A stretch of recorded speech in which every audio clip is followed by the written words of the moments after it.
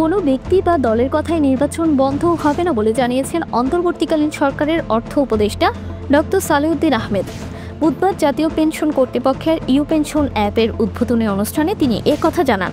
অর্থ উপদেষ্টা বলেন, আগামী জাতীয় নির্বাচন সুষ্ঠু ও সুন্দর করার লক্ষ্যে অর্থ মন্ত্রণালয় সব ধরনের সহায়তা করছে।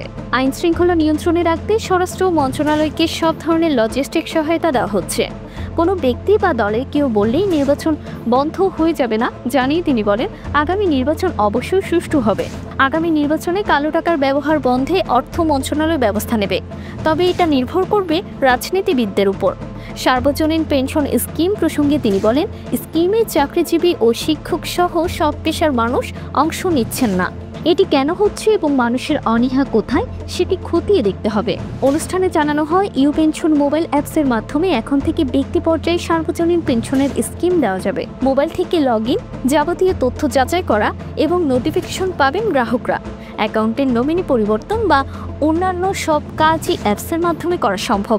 সার্বজনীন পেনশন দেশের একটি রাষ্ট্রীয় অবসর ভাতা ব্যবস্থা, যা দেশের সব নাগরিকদের জন্য টেকসই সামাজিক নিরাপত্তা নিশ্চিত করার লক্ষ্যে চালু করা হয়েছে বলে জানানো হয়। এই স্কিমের আওতায় 4টি আলাদা স্কিম রয়েছে। এগুলো হলো প্রবাস স্কিম, প্রগতি স্কিম, সুরক্ষা স্কিম ও সমতা স্কিম।